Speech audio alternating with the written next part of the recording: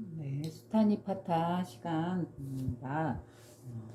좀 전에 소치는 다니아경을 했지요. 그래서 이거는 무소의 뿔의 경, 그 다음에 나오는 게 바로 무소의 뿔의 경입니다. 이것도 많이 아름다운 그런 시적인 내용으로서 읽을 때 아주 부드럽게 읽었었는데, 제가 언제 잠깐 이 무수의 뿔의 경에 대한 밑에 주석 달아놓은 거 있잖아요. 이 부연 설명해 놓은 거, 그 내용에 대해서 읽어봤는데 아주 재미있는 내용을 발견을 해서 제가 여러분에게 또 같이 하나 읽어보고 말씀을 드려볼까 해요. 아주 재미있는 내용을 발견했네요. 바로 스타니파타 부처님의 말씀 초기 경전 무소의 뿔의 경입니다. 자, 세존께서 말씀하십니다. 부처님께서 모든 존재에 대해서 폭력을 쓰지 말고 그들 가운데 그 누구에게도 상처 주지 말며 또 자녀조차 원하지 말라. 하물며 동료들이랴 무소의 뿔처럼 혼자서 가라 라고 제1정에 그렇게 나와 있네요. 무소의 뿔의 경. 그럼 모든 존재에 대해서 폭력을 쓰지 말고 라고 여기에 대해서 뭐라고 나왔는가 한번 여기 부연 설명 읽어볼게요. 신체적, 언어적, 정신적인 폭력을 말한다. 이게 모든 존재에 대해서 폭력을 쓰지 말라라는 거는 신체적이고 또 언어적이고 정신적인 이런 폭력을 말한다. 그리고 여기서 폭력이라고 번역하는 것은 곧 악행을 말한다라고 해요. 그리고 또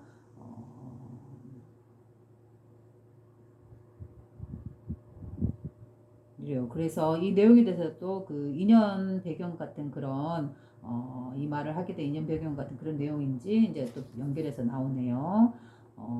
이 시, 즉 모수의 뿔의 경에서 모든 존재에 대해서 폭력을 쓰지 말라라고 말하는 거는 이런 내용이 또 뒷받침해져 있어요. 이 시는 브라흐마따라는 영각불이 지은 것이다.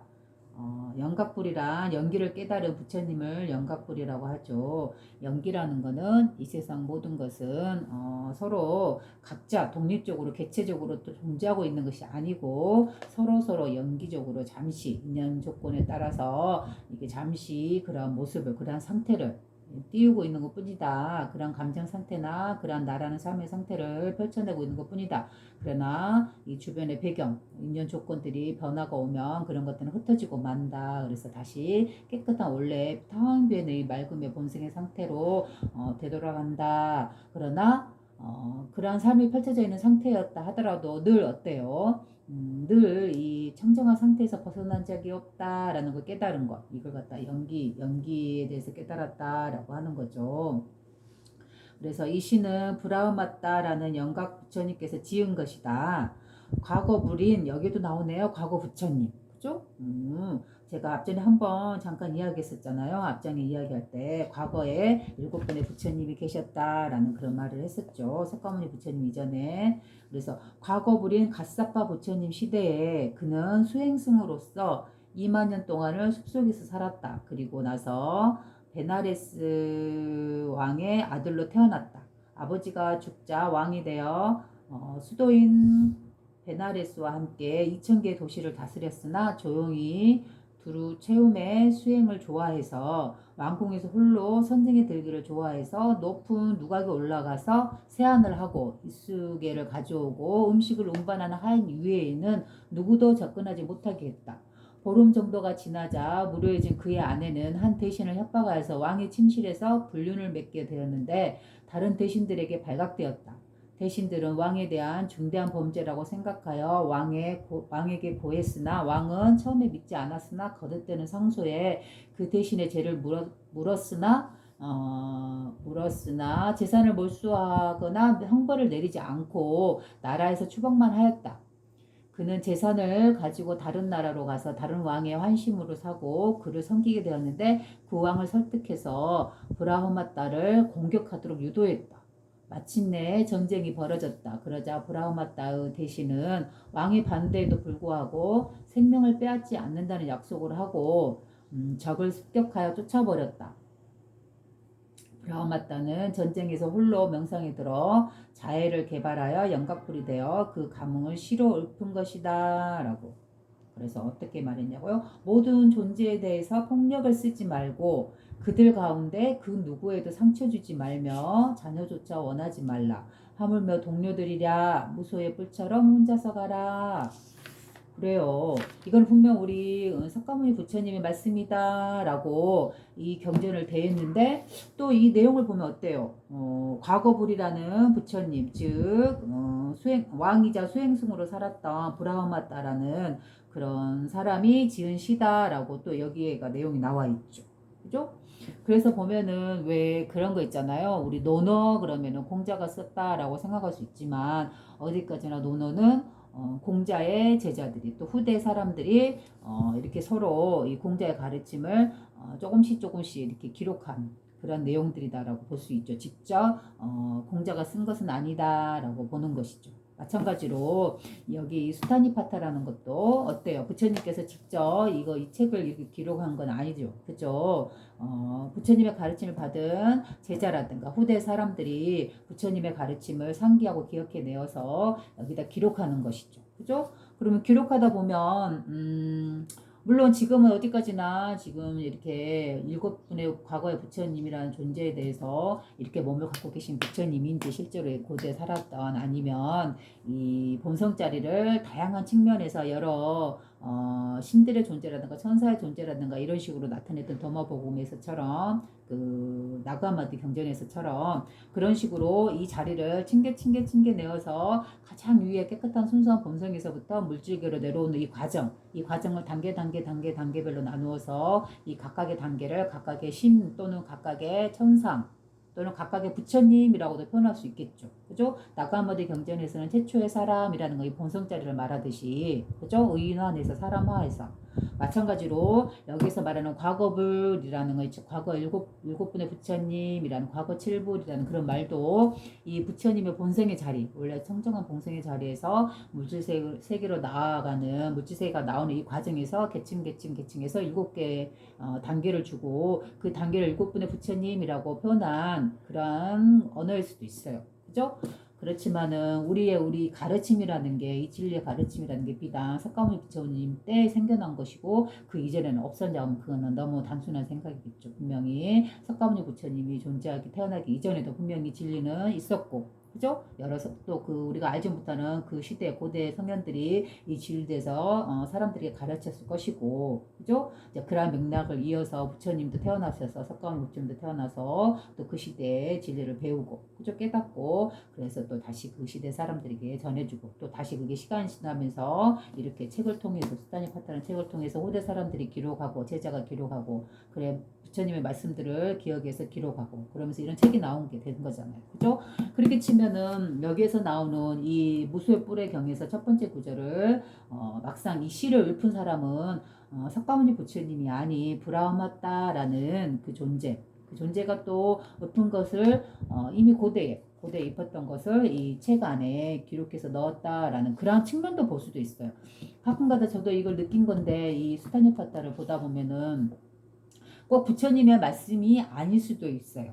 왜냐하면 그 시대 이 책을 기록한 그 시대에 물론 부처님의 말씀이 석가모니 부처님의 말씀이 주를 이루되 그러나 중간중간 이런 부연설명을 읽어보면은 가끔 가다가 그 시대 이걸 기록하던 사람들의 그 시대에 있던 진리의 말씀 그죠? 꼭 석가모니 부처님이 아니더라도 또 이런 또 다른 부처님의 진리의 말씀 그 전에 석가모니 부처님이 태어나기 이전에 고대의 진리의 말씀 그 시대의 부처님의 진리의 말씀을 또 전해져 내려왔을 거고 이 시대에 기록했던 이 시대에 그리고 또 그거를 또 기록한 사람이 이 석가모니 부처님 말씀도 기록하고 또 그 시대에 내려오던 석가모니 부처님이 아닌 다른 성현이 말했던 그러한 진리도 여기다 기록했을 수도 있는 것이죠. 그죠? 이렇게 시야를 넓게 봐야 되겠죠. 그죠? 이 하나의 경전이 이루어지기까지는 여기에서 온전히 100%가 다 부처님 말씀이다 라고 보는 것보다 한 70% 80% 이상은 부처님 말씀이지만 또 이렇게 이 무수의 뿔경 안에 또 이런 구절이 또 다른 부처님 고대 부처님이 됐든 아니면 성현이 됐든 그분들이 진리로서 이게 읊었던 내용을 여기다가 기록할 수도 있구나 라는 이런 넓은 시야와 넓은 확장적인 이런 트임 생각 이런 것도 필요하죠. 그래서 보면 어때요? 아까 제가 여기 읽어줬듯이 여기 보면은 이 시는 여기 지금 여기 첫 번째 이 구절의 시는 브라마따라는 영각불이 지은 것이다. 영각 부처님이 연기를 깨달은 부처님께서 그래서 과거의 부처님인 갓사파 부처님 시대에 그는 수행승으로 2만 년 동안을 숲속에서 살았다. 그리고 나서 베레나스 왕의 아들로 태어났다. 아버지가 죽자 왕이 되어 수도인 베나레스와 함께 2000개 도시를 다스렸으나 조용히 두루 체험의 수행을 좋아해서 왕궁에서 홀로 선생이 되기를 좋아해 높은 누각에 올라가서 세안을 하고 음식을 운반하는 하인 위에는 누구도 접근하지 못하게 했다. 그리고 보름 정도가 지나자 무료해진 그의 아내는 한 대신을 협박해서 왕의 침실에서 불륜을 맺게 되었는데 다른 대신들에게도 발각되었다. 대신들은 왕에 대한 중대한 범죄라고 생각하여 왕에 고했으나 왕은 처음에 믿지 않았고 거듭되는 상수에 그 대신의 죄를 물었으나 재산을 몰수하거나 형벌을 내리진 않았다. 다만 나라에서 추방했다. 그는 재산을 가지고 다른 나라로 가서 다른 왕의 환심을 사고 그를 섬기게 되었는데 그 왕을 설득해서 브라흐마따를 공격하도록 유도했다. 마침내 전쟁이 벌어졌다. 그러자 브라흐마따의 대신은 왕의 반대에도 불구하고 생명을 빼앗지 않는다는 약속을 하고 적을 습격하여 쫓아버렸다. 브라흐마따는 전쟁터에서 홀로 명상에 들어 자해를 개발하여 영각불이 되어 그 감흥을 시로 푼 것이다. 그래 브라흐마따는 이렇게 그 배반한 대신이 일으킨 전쟁의 그 한가운데에서도 바로 그 전쟁터에서 홀로 명상에 들어 자애를 개발해요. 자애라는 뭐예요? 자애로움이죠. 자비로움. 바로 사랑을 내뿜는 마음이죠. 자애를 개발하여 영각불, 연기를 깨달은 부처님이 되어 그 감흥을 시로 읊은 것이다. 그것이 바로 뭐다고요? 무소의 뿌려경의 첫 번째 구절이다. 라고 여기 부연 설명이 되어 있는 것이죠. 그죠? 이러한 부연 설명은 전재성님께서 다양한 경전들, 그죠? 이 초기 경전들을 이렇게 각자 찾아 들어가서 거기에서 증명해내서 어떤 경제나 어떤 내용이 나온 거를 그 기본으로 해서 이렇게 적어주시는 거예요. 그렇기 때문에 결코 문헌에 없는 것들을 쓰는 거 아니죠. 그죠? 그게 바로 각주잖아. 원래 있는 것을 갖다가 여기다 적어주는 것이죠. 이 내용 시에 대해서 좀 더 부연적으로 설명해 주기 위해서. 그렇게 치면은 우리가 알았던 무소의 뿌레경의 첫 번째 구절 같은 경우는 석가모니 부처님의 말씀이 아닐 수도 있겠구나라는 그런 생각을 확 튀어놓는 자세. 그죠? 바로 이러한 면에서도 볼 수 있어야 해요. 그러면 어때요? 그러면 석가모니 부처님이 가르치기 이전에도 과거의 부처님께서도 이러한 뭐래요? 자애를 내뿜는 자신의 마음을 수행하고 깨달아서 자신의 본성을 발견해서 그 자애로움을 개발하여 영각 부처님이 되고 그 감흥을 시로 읊은 것이 바로 무소의 뿔의 경의 첫 번째 구절이다라고 볼 수 있는 것이죠. 그죠? 그래서 어때요? 이 전쟁터 한가운데서 이러한 시를 읊었다라는 생각으로 한번 해보세요. 자기의 아내와 이런 불륜을 맺은 그 대신 큰 신하를 처벌하지 않고 다만 추방함으로써 자비를 베풀어 준 것이죠. 그런데 그 도망간 대신이 오히려 다른 나라의 왕을 꼬드겨서 이 용서해준 이 왕을 다시 쳐들어오게 한 거죠. 브라흐마따라는 사람을, 그 왕을. 그래가지고 브라흐마따가 그 전쟁터에 나가서 싸우는 한 가운데에서도 자비로운 마음을 내뿜는 이러한 시예요. 바로. 그죠? 그 대상을 미워하거나 전쟁터에 오는 그 사람들을 죽이려고 하는 그런 의도보다는 오히려 자비로움을 내뿜으면서 자애를 내뿜으면서 바로 이 시를 읊은 거예요. 그죠? 그러면 어때요? 그러한 전쟁터가 한참 벌어지고 있는 그 상황에서 자신은 분명 이 대신이라는 사람을 위해서 쓴맛을 보았음에도 불구하고 그 대신이나 또 대신이 몰고 온 그 모든 생명들, 그 전쟁에 참여한 사람들을 자애로운 마음으로 사랑의 마음으로 이렇게 이 시를 읊은 거예요. 그 사람들 죽이거나 생명을 쳐서 없애려 하는 그런 목적을 두기보다는 어떻게 한다고 그랬어요? 그 생명을, 그죠? 생명을 빼앗지 않는다는 약속을 하고 적을 습격하여 쫓아버렸다. 이러한 자애로움, 그죠? 바로 그 마음으로 이 브라흐마따라는 그 왕의 그의 마음으로 한번 읽어볼게요. 모든 존재에 대해서 폭력을 쓰지 말고 그들 가운데 그 누구에게도 상처 주지 말며 자녀조차 원하지 말라. 하물며 동료들이랴 무소의 뿔처럼 혼자서 가라. 그래요. 모든 존재에서 폭력을 쓰지 말고 그 누구에도 상처를 주지 말고 심지어 내 자녀라 할지라도 그죠? 내 자녀이기 때문에 나의 방식으로서 이 자녀들을 가르쳐야 해라는 그런 것. 어떻게 보면 내 방식을 자녀에게 고수하는 것, 그것이 자체가 폭력이 될 수 있는 것이죠. 그리고 하물며 동료들이야, 그죠? 나와 함께하는 동료들, 배우자며, 친구들이며, 직장 동료들이며, 기타 아는 사람들이라든가, 가족들, 친지들, 이러한 사람들이겠느냐, 이러한 사람들에게조차도 폭력을 써서는 안 된다라는 것이죠. 바로 자애로운 마음으로서 대해야 된다라고 하는 것이죠. 그리고 마지막에 또 뭐라고 말해 나왔나요? 무소의 뿔처럼 혼자서 가라라고 하죠. 근데 이 무소의 뿔처럼 혼자서 가라라는 이 말이 참 기억에 남는 말이고 문구였기도 했어요. 굳이 이 내용은 이 책을 보기 이전에라도 어디서든 좀 문구로 한 번씩 접할 수 있는 그런 내용이잖아요. 그죠? 그래서 왜 무소의 뿔 하면은 우리 왜 소의 머리에 뿔 하나 딱 있는 그 소가 생각이 나잖아요. 그죠? 그것을 상징한 말이기도 하지만 그 웹뿔을 말하는 것이기도 하지만 그러나 이 책의 내용을 전체적으로 읽어보면 부연 설명을 읽어보면 여기에는 아주 깊은 뜻이 숨어 있다는 걸 발견할 수 있어요. 바로 이 무수의 불처럼 혼자서 가라라는 말에 숨은 이면의 깊은 뜻, 그 내용이 어떤 건가 한번 여기서 읽어볼까요? 여러분들도 아마 깜짝 놀랄 수 있을 거예요. 저도 이걸 읽으면서 깜짝 놀랐어요, 순간. 바로 무소의 뿔처럼 혼자서 가라. 이 구절에 대해서는 학자들 사이에 논란이 많다. 카카비사나에 대해서는 이게 무소의 뿔처럼 이 말이에요. 그 말을 카카비사나라고 하나 봐요. 카카비사나에 대해서는 무소라는 동물의 뿔이라고 되어 있다. 그러나 카카라는 것, 카카비사나에서 카카라는 말은 원래는 칼이라는 뜻이래요. 칼. 그죠? 우리 이렇게 식물 몸식 같은 거 이렇게 자를 때 쓰는 칼 아시죠?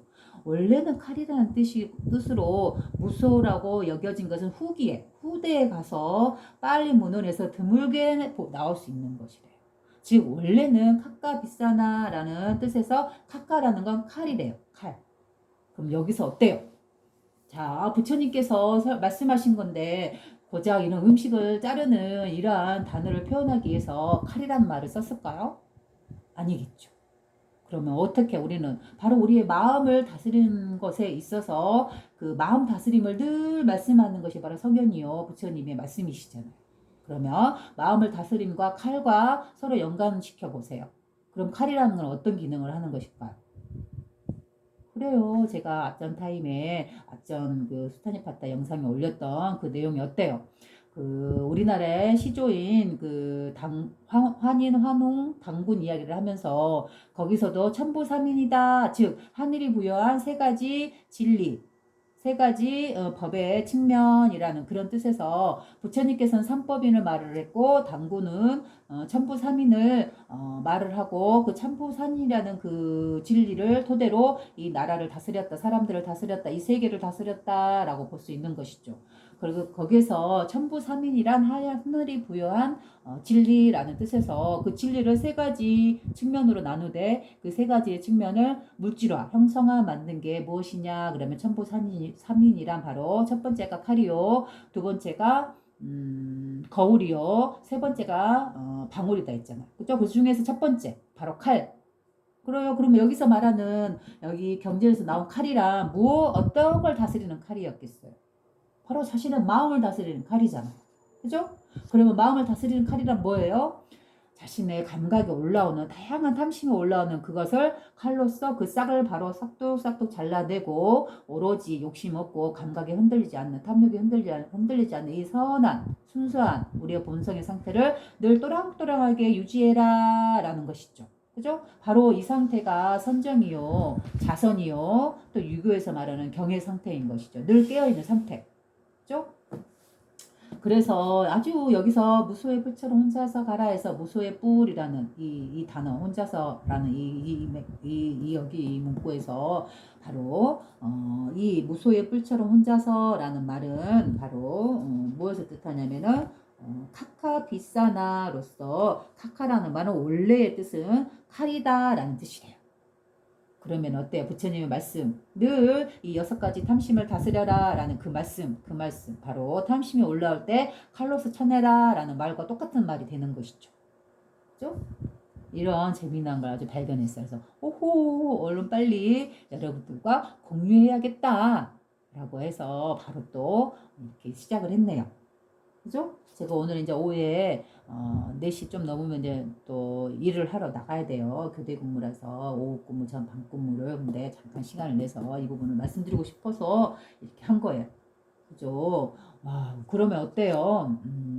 이 부처님이 말씀하신 삼법인, 그죠? 이 세상의 현상에 대한 진리, 그거와 또 여기서 이런 무소불이라는 경에서 나오는 이 고대의 부처님, 브라흐마따라는 그 영각도, 연기를 깨달으신 부처님, 왕이자 부처님이신 이분이 하신 이 시, 무소의 뿔의 경 첫 번째 구절, 이 내용과도 서로 통하는 거죠. 그죠? 무엇으로서 통하고 있어요? 자신의 마음을, 탐심을 다스려라 라는 의미에서 그 다스림을 끊어내라 라는 말에서 그 상징화된 칼을 말을 했다라는 것이죠.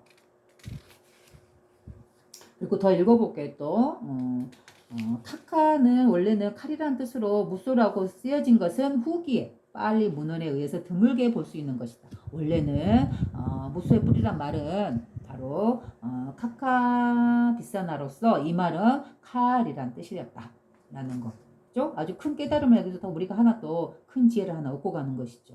그죠? 그 다음에 후기 빨리 문헌에서나 드물게 볼 수 있는 것이다. 무수의 뿌리라고 번역한 건 후기에 와서 빨리 문헌에서 번역을 무수의 뿌리라고 했대요. 그 다음에 카카 비사나 까뽀에 대하여 무수의 뿌리 또 다른 뜻이 동반자가 없이 홀로인 것처럼 홀로 연기법을 깨달은 이도 그와 같이 라는 뜻으로도 또 해석을 한대요. 그죠? 그래서 여기서 보면 무수의 뿌리 동반자가 없이 홀로인 것처럼 그래요. 바로 이 말도 바로 무엇을 상징하는 말이에요. 이 말은 바로 우리의 본성의 상태를 말하는 거잖아요. 그죠? 무소의 뿔이 동반자가 없이 홀로인 것처럼. 그죠? 우리 그 무소 보면 뿔이 예뿔 하나가 딱 붙어 있잖아요. 동반자 2개라든가 3개라든가 없잖아요. 바로 뿔이 동반자가 없이 홀로다 하면 어때요? 이 우리의 본성 상태를 이런 언어로 또 표현한 거예요. 우리의 본성은 그 무엇도 들어올 수 없는 청정한 자리다 있잖아요. 마치 뭐와 같이 무수의 뿔처럼 외뿔처럼 그죠? 그 무엇에 동반자가 없죠. 곁들여지는 그 무엇이 없죠. 어떤 언어나 개념이나 어떤 상이 들어올 수 없는 그죠? 홀로인 자리죠. 바로 이러한 의미에서 이 본성 자리를 이렇게 또 표현한 거예요.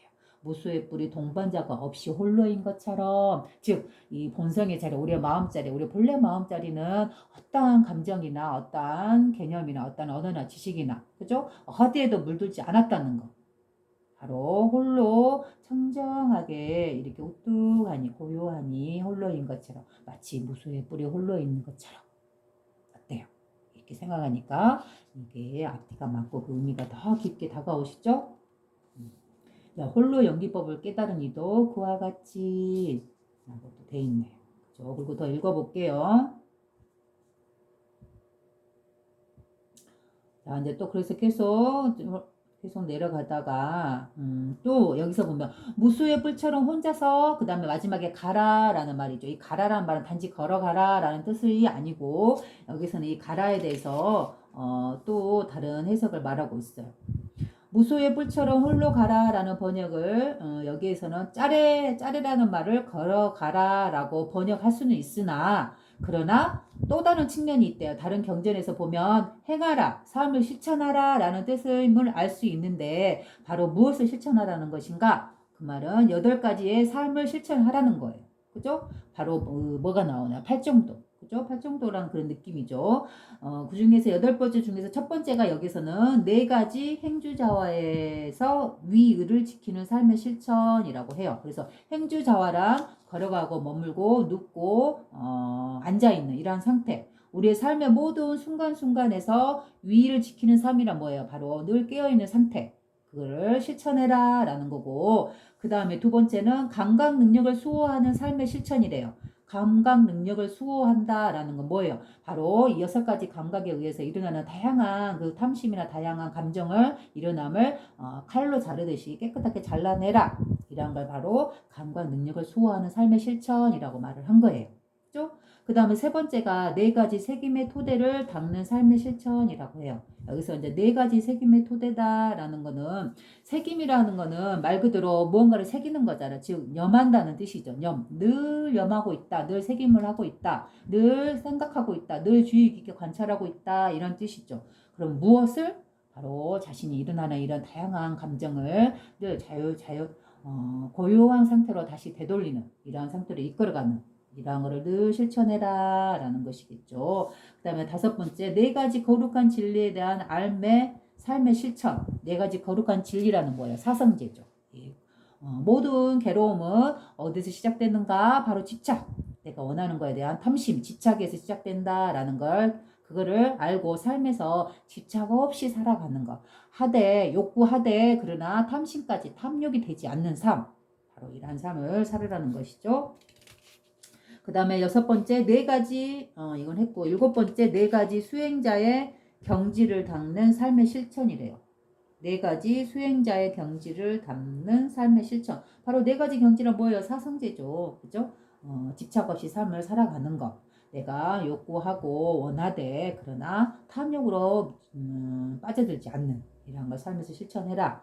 그 다음에 모든 중생을 유익하게 하는 삶의 실천을 해라 라고 해요. 그죠? 마지막에는 어때요? 먼저 자기 자신을 다스리고 일어나는 탐심을 어때요? 그 탐심을 알아차리고 그거를 칼로 자르듯이 깨끗하게 그 싹을 잘라버리고 늘 고요하고 청정한 이 본성의 상태에 머무르면서 모든 사람에 대해서 모든 중생들에 대해서 자애로움을 내뿜는 그러한 삶을 실천해라 라고 하죠. 마치 누구처럼 여기 모수의 뿔의 경에서 첫 번째 이 시를 읊은 브라하마따라는 이 사람처럼 그죠? 그래요. 그럼 이제 이거 관련돼서 여기서 보면 어때요? 이렇게 우리나라에서 다만 이런 고대 경전이나 고대 이렇게 성현이나 이런 부처님 말씀이나 이런 사람들만 이런 삶을 실천하고 살았었던 것일까요?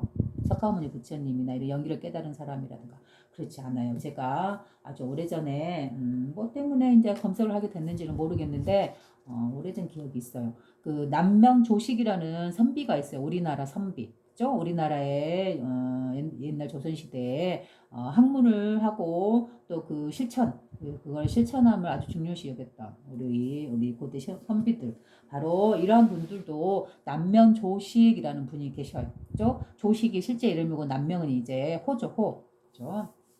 그래서 이 사람이 자신의 이 자신이 그 사실은 선비였어요. 그래가지고 자신의 삶을 살아감에 있어서 늘 이 부처님처럼 자신의 마음을 늘 관리하고 늘 깨어있는 그러한 삶을 사셨어요. 그래서 자신의 일어나는 이 감정을 스스로 다스리기 위해서 무엇을 늘 소유하고 늘 가지고 다녔냐 하면 첫 번째가 칼이에요.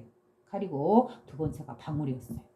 어때요? 바로 그 우리 단군 신화에 나오는 그 환인이 인간 세상을 다스리기 위해 내려가는 자신의 아들 환웅을 위해서 주었다는 그 3가지 천부삼인 그게서 바로 칼과 방울과 거울이라고 했잖아요. 그 중에서 그 2가지를 늘 소유하고 있었네요. 이 사람이. 그죠? 그러면 이렇게 치면 어때요? 분명히 이 사람도 남면조식이란 선비도 우리의 조상이고 우리가 살아왔던 조선시대를 거쳐서 살았던 사람이잖아요. 그러면 이 사람도 분명히 그 후대에 또는 그 시대에 있었던 그 마음 다스림의 그런 진리에 대한 걸 공부를 하셨던 분이고 그걸 실제로 실천에 이루어냈던 분이죠. 그죠? 그러면 그분이 사용했던 그러한 것들이 결국은 뭐예요? 마음을 다스림에 있어서 칼과 방울은 전혀 상관이 없음에도 불구하고 이걸 사용했다 하면 그 시대의 문화가 그 시대의 가르침, 그 시대의 진리라든가 마음 다스림이 분명히 이러한 내용이 전해져 있었고 그거를 실질적으로 실천에 옮겼다라는 것도 우리가 엿볼 수 있는 것이죠. 간접적으로. 그죠? 직접 말은 없었지만. 그래서 제가 이제 또 즐겨보는 유튜브 중에서도 보면은 이 유교에 관련돼서 또 이렇게 깊이 있게 공부하셔가지고 물론 다양한 경전과 다양한 종교를 공부하신 분이시지만 그 중에서도 이제 유교가 가장 그분의 바탕이 되는 것 같아요. 그분 맞다 그래가지고 그분의 말씀을 이제 유튜브에서 들어보면 유교도 결국은 공자님도 유교를 상징하는 분 하면 일단은 공자님과 맹자님 이렇게 연결이 되잖아요. 그래서 공자도 마음 깨어있음 바로 마음 깨어있음을 경이라고 표현을 했어요. 그래서 이 늘 깨어있는 자세 즉 깨어있음이란 뭐예요? 바로 자신의 마음을 다스리는 거예요. 그 마음의 다스림을 늘 구구절절 말했어요. 그러면서 결국은 자신의 본성 이 본성 자리를 보는 것으로 또 말씀하시고 그래서 제가 뭐 이렇게 깊이 있게 파고 들어가지도 않았고 아직 제대로 읽어보진 않았지만 그런 유튜브 내용을 들어보면 그 유튜브에 채널에 주인공께서 늘 몇십 년 동안 공부해서 깨달은 바를 이렇게 늘 유튜브에 올려주고 계시죠. 그래서 저도 감사하게 잘 보고 있어요. 근데 그 내용을 보면은 어때요? 똑같아요. 모두나 공자님이나 맹자님이나 하다못해 석가모니 부처님이나 아니면 고대 여기서 나오는 브라흐마따라는 이런 뭐죠? 브라흐마다따라는 분도 마찬가지고 이 진리 본성짜리 하나를 늘 구구절절 말하고 있어요. 똑같아. 그죠? 하다못해 우리의 단군 신화에 나오는 그저 신화의 이야기다 상상